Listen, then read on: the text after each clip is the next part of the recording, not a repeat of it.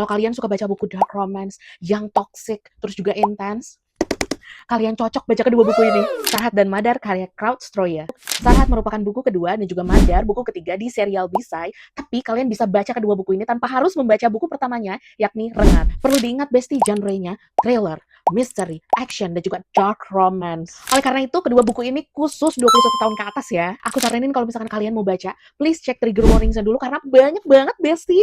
Di buku Sarhat kita mengikuti dua karakter utama yakni Danes dan juga Adria. Danes adalah sosok rahasia yang menyembunyikan identitas aslinya. Sampai satu kejadian meneror keluarganya dan membuka jalan untuk bekerja sama dengan organisasi gelap bernama Baluana. Di sisi lain ada Adria. Dia menjalani kehidupan ganda. Di depan orang lain dia hanya ART biasa, tapi di balik itu dia terlibat dalam bisnis ilegal yang berbahaya. Pertemuan mereka berdua membawa konflik yang intens dan juga mengubah arah hidup mereka masing-masing. Kalau dari segi tulisan aku udah percaya banget sama Kak Troya, karena dia juga udah jadi salah satu penulis Indonesia favorit aku. Menurut aku gaya penulisannya tajam, dialognya nggak berlebihan, narasinya padat, word buildingnya juga cukup detail. Karena di buku ini tuh lumayan banyak karakternya besti, jadi pohon keluarga ini sedikit banyak membantu untuk kita memahami silsilah keluarganya. Dan aku suka banget sama karakter Adria ini ya, karena menurut aku dia tuh beres banget, tangguh, intuitif, tapi tetap penuh perhitungan dalam mengambil tindakan.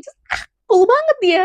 Tapi untuk buku Sarhat ini di aku pace-nya lumayan naik turun. Jadi aku baru mulai menikmati di sekitar halaman 100-an. Dan endingnya gantung besti. Jadinya aku langsung lanjut ke buku Madar. Dan di buku Madar semuanya naik level. Di buku Madar melanjutkan perjalanan Adria yang sedang mencari seseorang yang akhirnya membawanya kepada masalah baru dan lagi-lagi melibatkan Danes. Di saat itulah mereka memutuskan untuk bekerja sama. Tapi hubungan mereka ini nggak ada cinta sama sekali. Hanya ada kepentingan, nafsu, dan situasi yang berbahaya. Aku pribadi lebih menikmati alur cerita di buku Madar ini. Karena setiap pertanyaan yang muncul di buku Sarhat terjawab di buku Madar. Jadi kayak puzzle yang akhirnya lengkap. Di buku Madar ceritanya jauh lebih intens dan juga lebih. Dari awal kan hubungan si Dane sama Adria ini kan toxic ya, tapi itu yang bikin nagih. Dan banyak banget plot twist yang bikin aku kaget. Aku rating kedua buku ini 4/5. Karena ini duology, jadinya menurut aku tuh kalian harus baca kedua buku ini, gak bisa satu-satu gitu, karena saling berkaitan. Kalau kalian suka cerita yang kompleks, dark, dan juga penuh konflik, kedua buku ini wajib masuk TBR kamu. That's all, bye.